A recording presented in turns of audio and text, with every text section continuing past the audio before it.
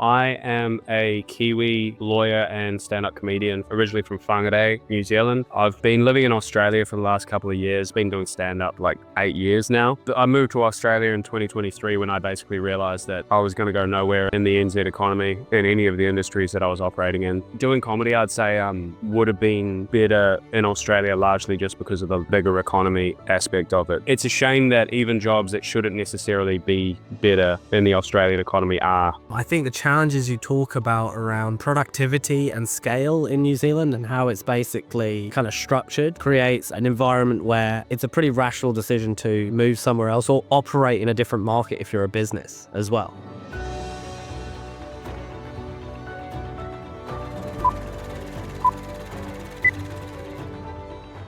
Hello and welcome to another episode of Ways to Wealth. Today I'm joined by Sean Collier.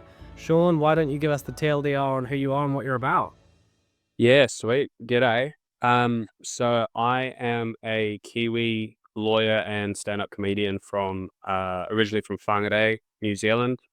I've been living in Australia for the last couple of years, but yeah, I went to uni in Wellington, started comedy down there. Been doing stand-up probably like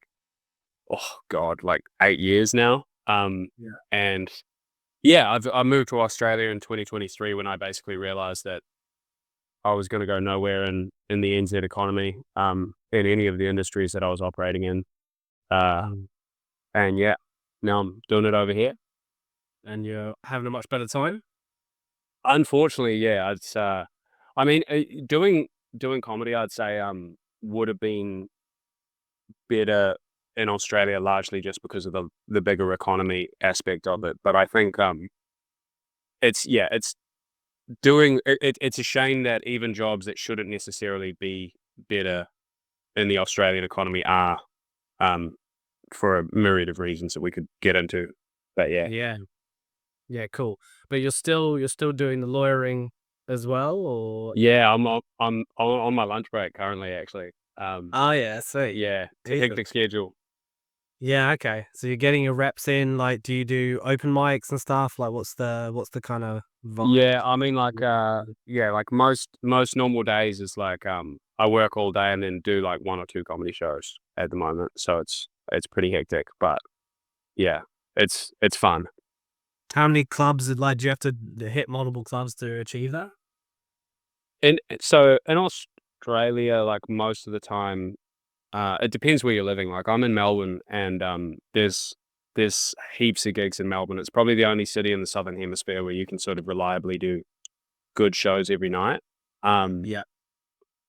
But I do a lot of like diabolical open mics and stuff. But yeah, it's like I was doing a similar thing in NZ, but obviously, you just don't have the same level of opportunity over there in terms of show business. Yeah, for sure. Well, it is interesting. I guess I came from the UK and moved like the day after I got married to New Zealand. So like it's an opposite approach, but from the UK. So it's a different story.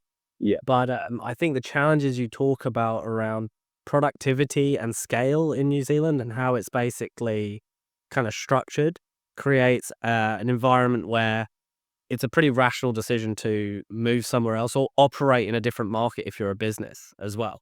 Yeah. Like even with our business, where we've positioned our product, the market size and the I guess the market sophistication on average and willingness to, for example, not be in property and be in other assets, for example, is much harder in New Zealand than it is in the UK or Australia, which would be kind of two natural markets for us. Yeah. Right. Yeah. That's interesting. I think you've hit the nail on the head in terms of talking about like the it is really a trade-off with putting that money into property, in NZ, which is like I think probably the biggest single problem we have is just that like all of our money that could be in business and investments that are productive is just going into housing speculation at the moment. And yeah, it's a structural problem. Yeah, and it is unwinding in front of us for sure. But it's going to leave like a potentially 10-year hangover. Now that being said, then there's potentially a huge opportunity now and maybe in the next 3 years to be able to kind of pick up the pieces when it's not looking great. That kind of typical catch a falling knife kind of moment where, I think in retrospect, you might look at this and say, actually, you look at this kind of last 3-year phase, 4-year phase in New Zealand, it's definitely going to be one of the worst in history. In its history, at least from an economic perspective. So, there's potentially a shift where, you basically go from one regime to another and the system fixes itself, the ecosystem repairs. It's just there's always a kind of a period in time where you've got to go through that and kind of operate and have people take risk, right? So the opportunity cost of the average person living here and earning 75K could go and earn the same money in Australia, and just like for like, you're in a fundamentally stronger currency even. Like, you'll notice that you've been earning AUD and your buying power is probably maintained much more than the New Zealand dollar, for example. Yeah, especially now, because the NZ dollar even in the, I think, last few weeks has been pretty bad. Yeah. But yeah, it's I think in NZ we sort of let ourselves off too easily. Like in terms of just talking about, like, a lot of the problems that face the country are actually ultimately policy decisions. I think we like to imagine that it's because of our isolation and sort of small economy and things like that, and that is true to a certain extent. But there is also, yeah, we need to blame ourselves. A lot of the stuff is directly self-inflicted and can be changed, and that is like an optimistic. Like, we need to be more optimistic about it. You can't just accept that it's the way it is. Like Well, I think that it's kind of almost like that she'll be right kind of situation. I feel like I've always felt like that here a bit, like, oh, it's kind of, it'll be okay. Like, like it will be good enough. yeah, and there's also the thing of, like, because the country is like basically a paradise. Like, no matter how bad the economy is, you can still be like, oh well, there's a waterfall in my backyard or whatever. But it's Yeah. that's not a reason to, like, justify the middle class disappearing. Yeah, for sure. I love that. I think it's a really good perspective, right? And I think it is ultimately policy and incentives, because the influence at a policy level really are skewed towards, okay, essentially an old boys club and for foreign banks Yeah, um that have created an incentive structure that basically dominates uh very kind of poor performing cash products and mortgages. That's really the two things. yeah, The problem is that unfortunately, you are not going to get a change unless you vote with your dollars. So we actually need more of a grassroots approach to, if you want to see change, you unfortunately have to change your habits. And there's a lot of safety and security that's derived by staying in the status quo, right? I mean, like, to me, like, the single biggest problem is just the fact that all of our structural incentives are set up to just put any money you have into the housing market, and you just hope that it's going to endlessly increase. And I think Yeah. that needs to be changed at the very top level. Like, we need legislation to disincentivize housing so that people, and at the same time, incentivize entrepreneurship. I think that's probably, like, the number one concern. But like you said, it is also set up as an old boys club. Like, the tax system in NZ is uniquely bad, even in terms of the OECD.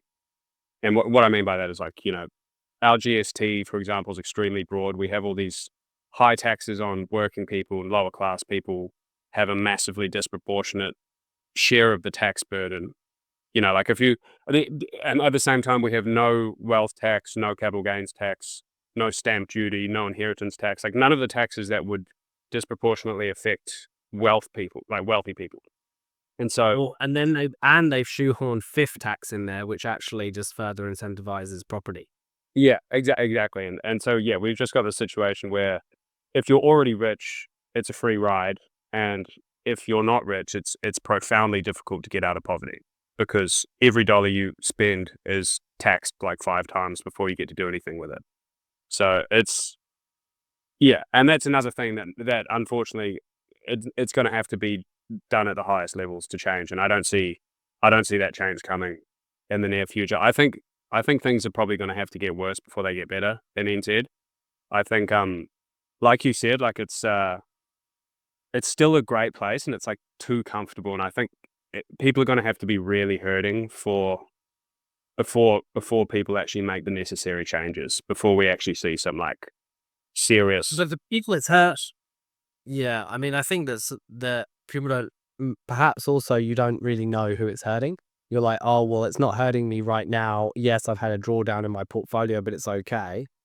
The interesting thing though is if you don't have any, let's say you had no policy changes, but you had a psychology change, and you had a generation of people that just don't buy overpriced property. Well, they just don't play the game. They just choose. And it's interesting because if you do the maths on it, and we've got a bunch of calculators that show this, you could be someone that's affluent, has high disposable income, and the day you get a mortgage is the day that you don't have any disposable income left. And I literally have friends in that position right now, Yeah. and it's crazy. it sucks, right? And it takes a bit of conviction, and it takes a bit of cultural uncomfortability, because everyone's saying, oh, you need to get on the property ladder to get ahead. But basically, if you did have theoretically a generation of people that just refused to buy overpriced assets, the market would force the prices to go down, or potentially rents up, right? Which would be also a potential, but I don't think so. I think I mean, rent, like people can't afford much more rent. That's the Yeah, thing. Like, yeah. if there's only so high you can put the rent up before people just like choose to live in a car or something, And I don't think we're that far away from that in NZ. Like when I was in Wellington, I actually I lived in a van for a whole year because I was just like my out. I was gonna go away for COVID, go live in Spain, and then obviously couldn't because of the. So I didn't have a flat sussed, and then all the options I was looking at was just like the rent was so extortionate. I just like arranged to park a van in my mate's driveway, and just like turn it into like another bedroom. And I feel like a lot of people would be looking at things like that now. Well, for sure, like a big time at Acuity, like what I talk about all the time, and I just bang on about it. I'm like, the less financial stuff you consume, like the freer you are and the better off you are. Like putting a van in your mate's kind of garden and living there for a year is like a incredible hack of breaking the system. You talk about the kind of industrialization and the creation of two incomes within the middle class, right?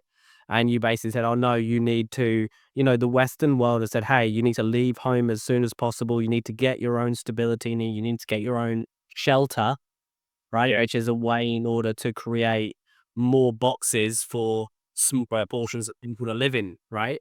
You got to be paying tax. You got to be paying rent, everything into the system, and So you want to break that system, and the way to break that system is to try and not play that game. So like living in a van on your friend's property is like a way to hack the game, right? Where you're like, I just got this huge arbitrage on your average rent. Now here's my kind of extra residual income. I'm going to do that to do productive things. I'm going to go invest in my career. I'm going to go and give myself more run with my stand up. I spent it mostly on beers, to be clear, but it was still good to have the spare money. But Well, better to have money for beers than not. yeah, exactly, especially as a At student. least you can then choose how you allocate it, right? Mm. But like at the same time, we're having this conversation, but it's like you would never say that is a good like. The ideal situation is obviously people not having to live in vans as a way to get ahead, and Well, yes. yeah, and like we could have that situation in New Zealand relatively easily, but all the vested interests will not facilitate it, and I don't think people are too blasé about the problems at the moment. I think. Yeah, I mean, you're right. Like, it's pretty easy to be like, oh, just do this other thing, right? And you'll be sweet, right? Like, do this hack. We're all now about hacks. We have to like live by hacks. 1,000 different hacks to get it through, right? So I do agree with you. Like idealistically, we want everyone to be able to obviously work well, I mean, what do we want, right? We basically want standard of living to broadly increase while Yeah. people can do productive things and increase GDP, I guess. I guess it depends how you look at the world. But yeah, like the basics, I guess the margin of the average disposable income has just been eroded because a bunch of people decided to print money for the better part of like 10 years or 12 years. Really, and really aggressively at the end, print it more. And they flooded all that money into the economy, and because of the way our economy is set up, it just went directly upwards.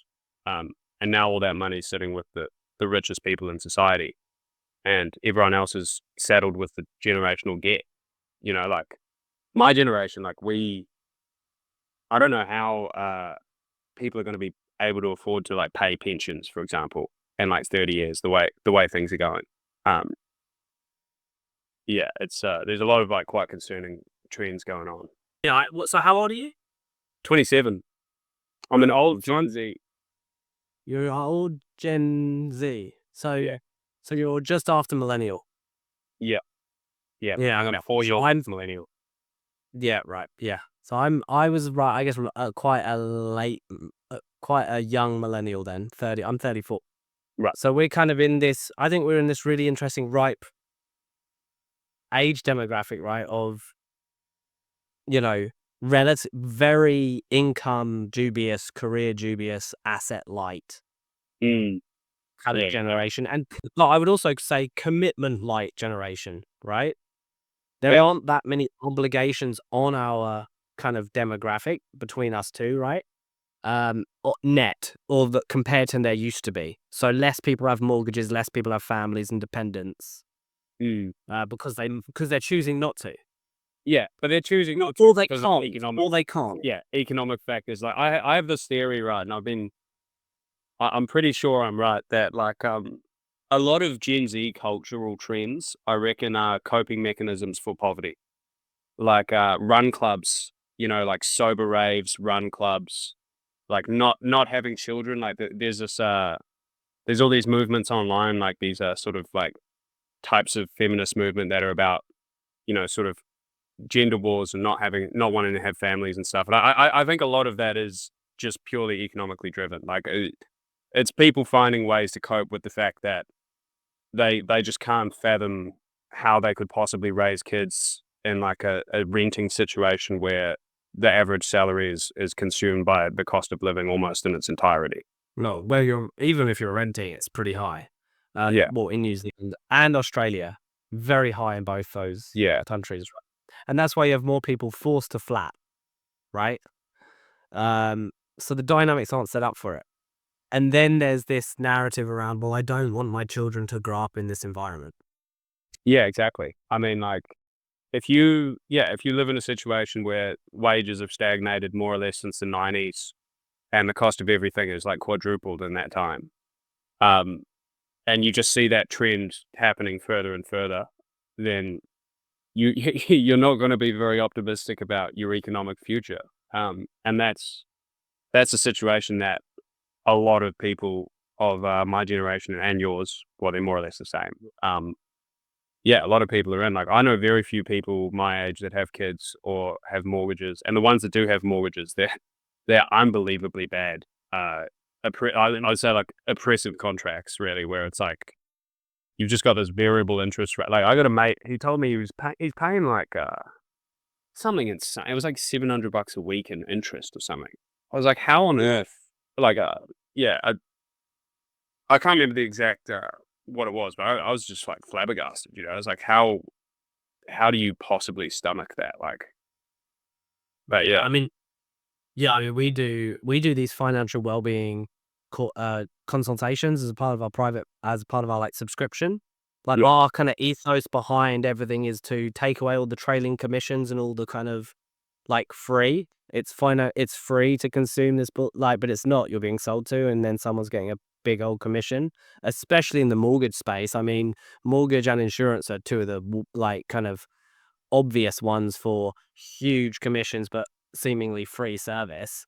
Um, and the incentive structure, again, the way they all make their money and the way that works is incentivizing this further, basically. Yeah. Um, but what we've seen is the people that are struggling the most are the ones that have the most financial stuff. So like the biggest mortgage on, the floating rates, etc. Those are the ones that are just getting killed, and they're often earning the most as a household too. Mm. Well, you can't get one of those mortgages unless you have a pretty high income, right? Yeah. And then the bank will just take the whole thing, like it's crazy. Wow, you earn $300,000 a year. I would like 75,000 a year in interest. That's basically the game. And it's like, I think we have such bad status quo bias in NZ. Well, I think it's a human. I think it's westernized. I think it's broadly westernized, right? Mm.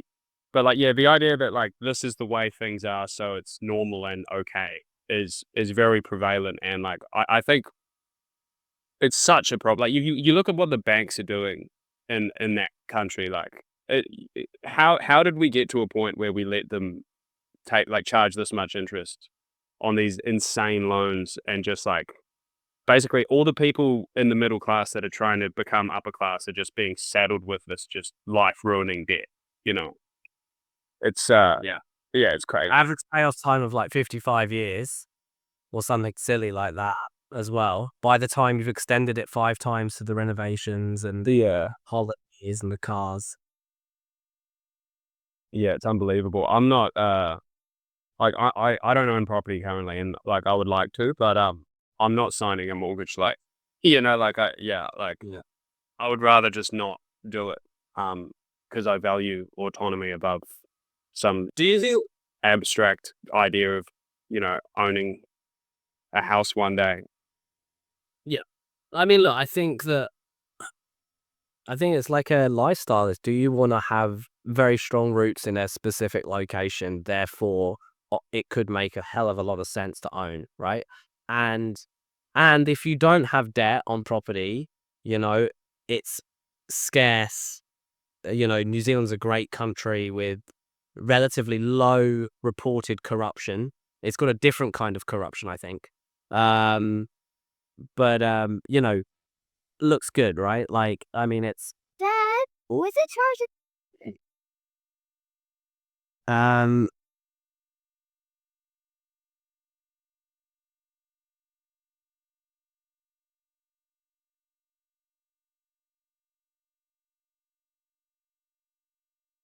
I can't hear you. oh, I don't know. I'm trying to get rid of a young spawn. Okay.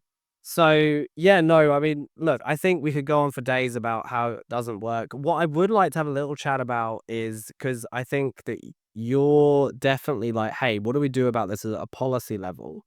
So what do we think the probabilities of success are? And is there anyone strong enough, you think, to make change? Or is it incumbent on us as individuals to do we almost have to assume that there won't be a pension? Well, yeah, so that's a really interesting question, and I sort of view it in both ways. Like, so on the one hand, like in my own life, like I treat it very much as if like I'm not going to get a pension. Like that's how I'm viewing the world. Like I'm trying to get rich myself through my own means, and I have no faith in society at large, or any government to assist me in doing that. But at the same time, I think it's worthwhile to spend a lot of effort on trying to systemically change it, because a lot of you just can't expect across a whole society most people to take wealth into their own hands in any sort of meaningful way. Like, your average person's just going to work a job and just like go to the movies, and that's fine. Like that's, like we had in New Zealand, like not that long ago, we had a society where if you just worked a normal job, didn't commit any crimes, you could own a house, you could raise a family. Yeah. We don't have that anymore. It's the same in most Western countries, but it's it's particularly bad in NZ because we were sort of more aggressive with a lot of the things that exacerbate inequality. And so, yeah, my view is that if we don't have structural change, we're cooked as a society. But at the same time, I'm doing things in my own life that will hopefully make me sort of not insulated from those wider trends. Yeah. But and on the point of whether policy change is likely, I think it's probably not, at least in the near term. My view, I don't know what your sort of view of politics in NZ is, but my view is very much that the two major parties both more or less represent the status quo. I don't see any major like reforms coming from either of those groups, and then basically every other party has some massive obvious problem with it. So yeah, it's yeah, I mean, bit of a problem. I don't really, I mean, I don't really talk about it. Doesn't I think when you're trying to do what I'm trying to do, it doesn't often do well to talk about politics. No, But I guess I'll give my overarching view that which is still kind of a bit of a zinger is I think, when I look at New Zealand politics, I go, well, the middle parties, the two primary parties, they're weak and they're uninspiring. And then yeah, that's a bit controversial to say. yeah, I mean, that's not controversial. I'd then say, given my entrepreneurial and natural biases towards free markets, you would naturally think I would kind of look at more of a right-wing independent party.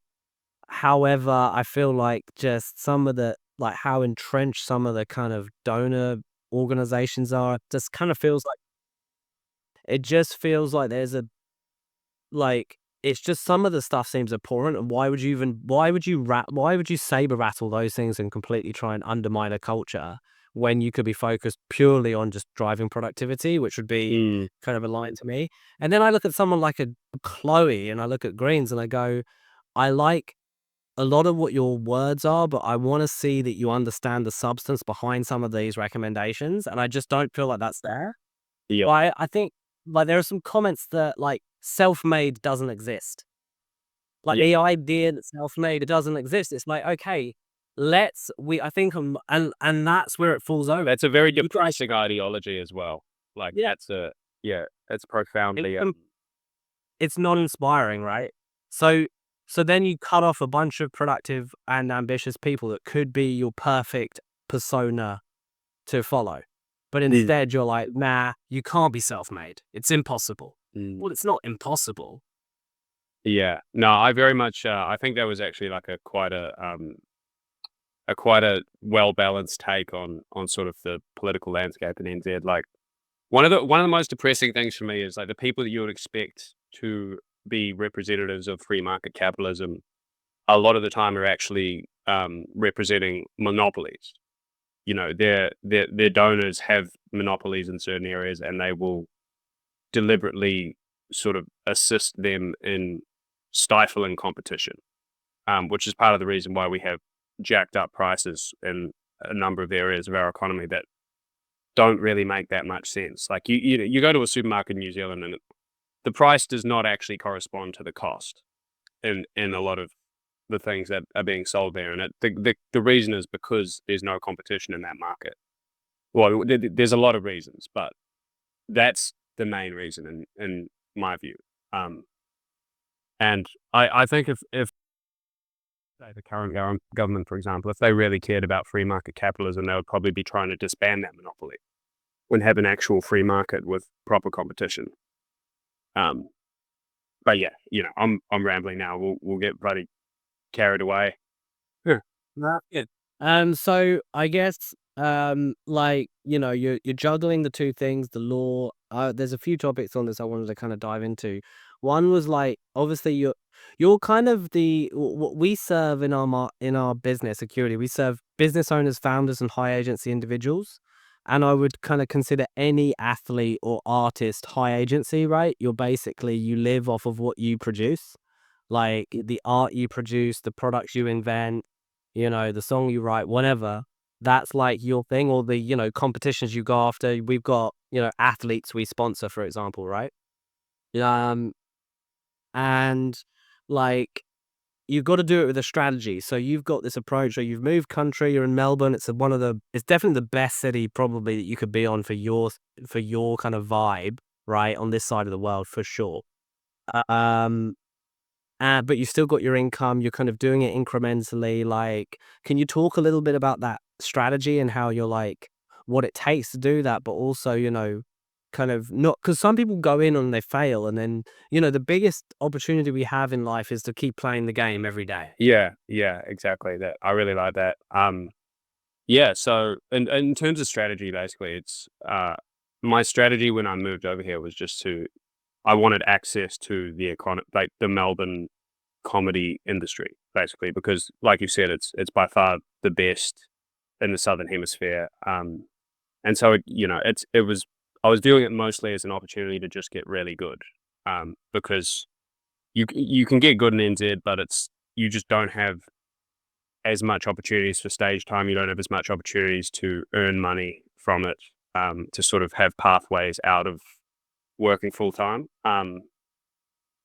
And yeah, in terms of like keeping the job, like if you, my view of it, right, is I have a day job which is pretty full on, but it's manageable. Like I was in law school working pretty much full time and doing stand up. So when I started only working full time and doing stand up, it was like sort of, I felt like I had air to breathe Yeah. more than when I was at uni. You're often an unsustainable environment where it was study plus work plus stand up. Yeah, Now you've got one of them. got it down to 2, yeah, and hopefully one day I'll be able to get it down to 1. But it's like you said, like it's all about just keeping playing the game. Like the only guaranteed way to fail is to quit or die. Um, and if you quit your day job or you have no income, your time span of how long you can continue the fight is massively reduced, especially in a place where the cost of living is super expensive. So yeah, Yeah. but I'm feeling very optimistic about the path I've taken. Like I think next year will probably be the first year where I have to declare like I'm gonna have to redo all my taxes because of how much I'm probably gonna make from stand up, which is that would have been inconceivable like 2 years ago.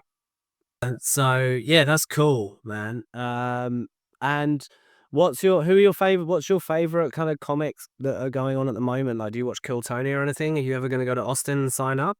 Yeah, oh, that's a funny one, eh? Yeah, I'll make a trip there at some point, probably in the next like sort of 24 months, I'd say. But like that's more gambling than anything. Sort of, yeah, like you wouldn't even have any guarantee to get on or anything. So yeah, I'm more just if you build up, like the industry is very much feast or famine, right? Like it's not linear like a lot of other business models. Like you're just a failing loser for like 10, 15 years, and then all of a sudden you're a millionaire. That's like the trajectory that a lot of people go on. And like Do yeah, I Do you think this could be your moment then? Because like, in a way, right? If we think about art and we think about like how the breakout happens, it's often when the person is aligned with the moment and how people in that moment feel, right? Essentially, it's a resonance between one creator and a bunch of people that basically go, yeah, that's it. Whatever that sound is, whatever that piece of art is. My wife's an artist, so right. I get very much that it's feast or famine. That I've personally noticed about how her art sells in different climates, different economic climates, Yeah. based on what her art is like. Her art is quite positive, for example. It's very feminine. And I kind of, I've got this theory that like good art speaks to the moment of what people are feeling. And I guess it's the same with content and algorithms, right? Algorithms are rewarding short form content based on the button or the bit of dopamine that it's hitting for the greatest number of people. Mm. So yeah, so like clearly comedy, you can basically talk about the moment in comedy, and perhaps it's the best way to share a message.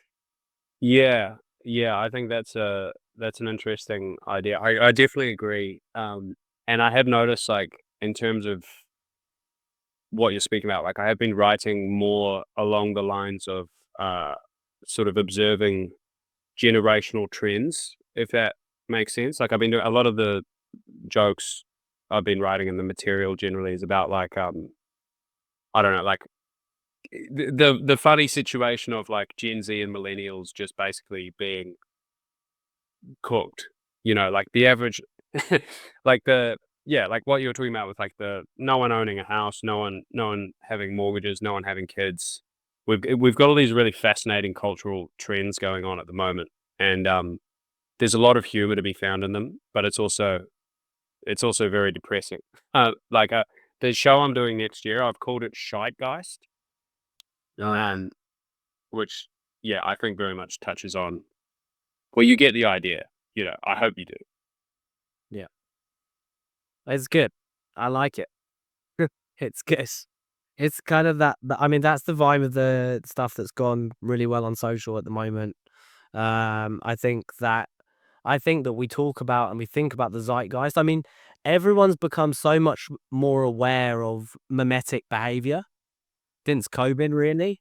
So obviously social media, but then COVID, where like everyone got to see like the full, very clear mimetic cycle of like narratives and general beliefs and how they shifted over like from 2019, late 2019 to today. I mean, you would say that you've had a real shift there from a mimetic cycle behavior, whereas behavior basically creates more of the same behavior and then it shifts when there's like a kind of climax. Yeah. If you think about how we're moving now politically, right? We went from kind of labor overspending kind of the zeitgeist became, hey, you're being controlled, and now the zeitgeist will go towards this is all a corruption, and Yeah. the game is you can't do it, you can't win, it's all against you, like but we'll come and save you. Which is actually, if you ever hear a politician say that, just remember that that can never be the case. Yeah, and that's a scary place to be heading, unfortunately. Um, but yeah, I completely agree, and I think, like, when people study this historical period, it will be very much in terms of, like, pre-COVID, post-COVID. Uh, like, yeah, we're still, like, really everyone sort of went a bit crazy, and I don't think it's recovered. But, like, yeah. Yeah, man. Awesome. Well, good luck with the rest of the year. I hope you have a good break. And yeah, hit me up if next time you're in NZ for sure. Have a good day.